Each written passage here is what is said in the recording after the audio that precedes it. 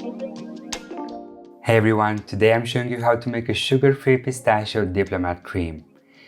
In a double bottom pot, start by adding 45 grams of erythritol and 15 grams of cornstarch. Mix these with a whisk.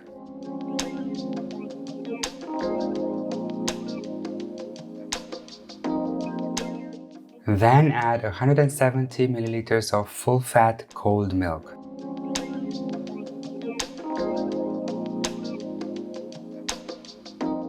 And then add 2 egg yolks.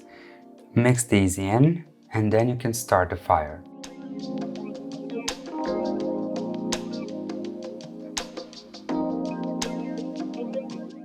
What's important here is to keep the flame low to avoid curdling the egg yolks. Also, use the whisk to move the custard constantly so it doesn't stick. After a few minutes, you'll notice that it thickens and it starts to look like a pudding. When you see that it's thicker and thicker, remove it from the heat. But keep mixing it until you pour it over the butter. In my mixing bowl, I have 20 grams of cold butter. This stops the cooking process.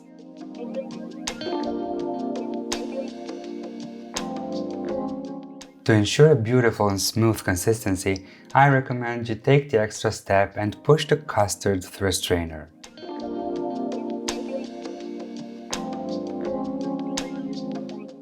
Then mix with your whisk and add a teaspoon of vanilla.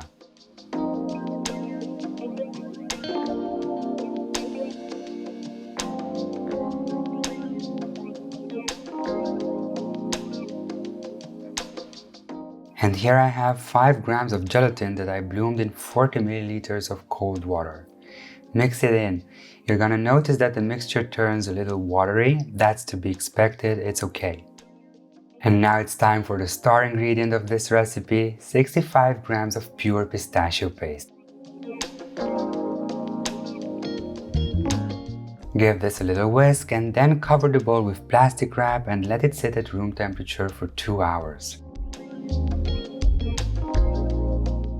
After the 2 hours have passed, whip up 85 milliliters of very cold whipping cream. Both my whisk and my bowl are very cold. I whip the cream to a very soft peak. Now peel away the plastic wrap and add a dollop of whipped cream to the pistachio custard. Mix this in to lighten the base, and then you can add the rest.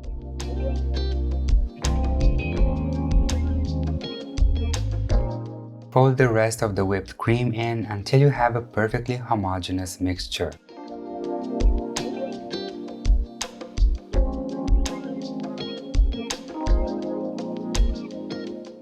Now cover the bowl with plastic wrap but not directly on the surface and refrigerate the cream for at least 4 hours.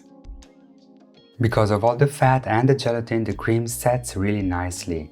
Give it a good stir and then push out any big air bubbles before you fill your piping bag.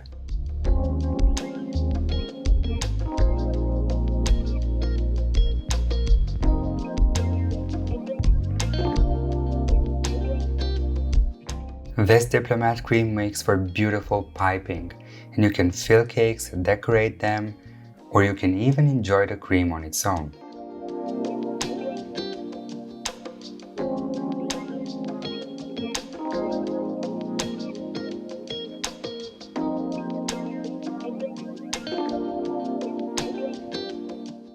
And aside from being beautiful and delicious, it's also quite sturdy, stable, and it keeps its shape very well, as you can see.